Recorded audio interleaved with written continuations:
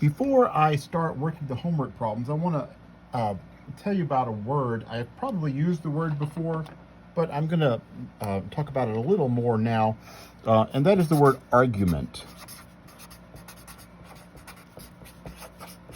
And in particular, the argument of a function.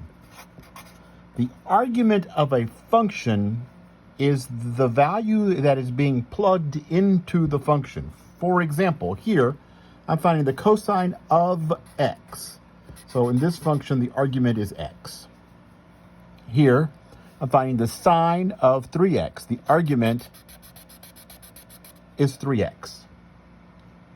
And here, this is 4 times the tangent of 5x plus 1 minus 3. I'm finding the tangent of 5x plus 1. This right here is the argument.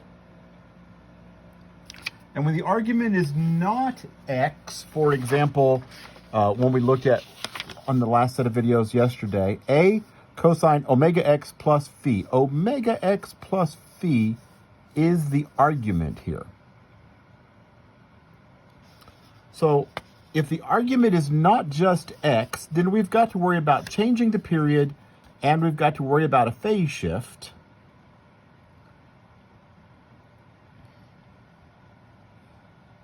And so if the argument is just x, we don't have to worry about any of that. We might have to worry about a and b, the amplitude and the vertical shift, but if the argument were just x here, we wouldn't have to worry about that. So let's look at the first one, the argument in problem number 3, y equals negative 2 cosine x.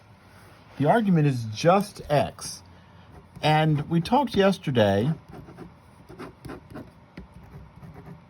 about wanting our argument to be the nice points, the special designated points that we're looking for, usually 0 and pi over 2 and pi and 3 pi over 2 and 2 pi.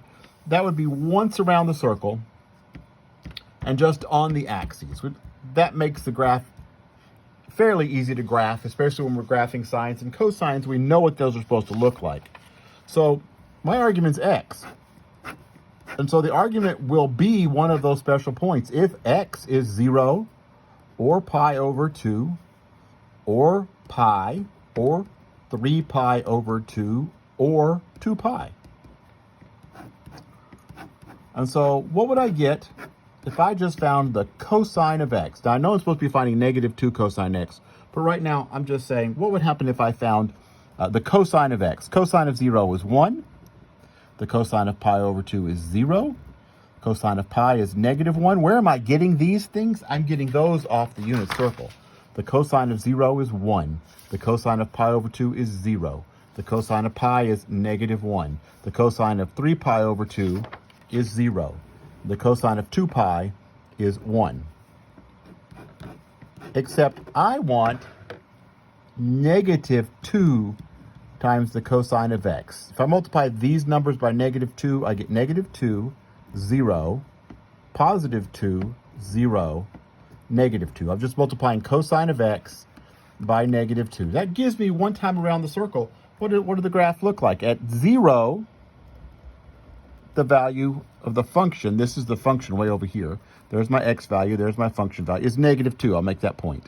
At pi over 2, that's halfway to pi, the value is 0.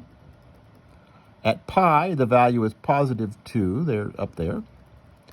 At 3 pi over 2, I'm back to 0. And at 2 pi, I'm down at negative 2 again. Then it repeats, right?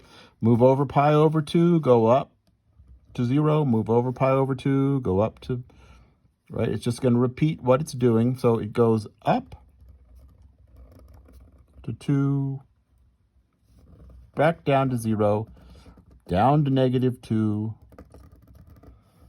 back up to 0, up to 2, back down to 0. It should be curvier than I'm making. I'm kind of making it looking more pointy, but it's really curvy. The amplitude here is simply 2. Going up 2, back to 0, down 2, back up to 0. The amplitude is not from top to bottom. It's from top to middle. Amplitude, the period didn't change. The period is still 2 pi. Right? There's no phase shift because there's just x in the argument. The phase shift and the change in the period happen in the argument. Period is 2 pi. The vertical shift, oh, I can't spell vertical shift.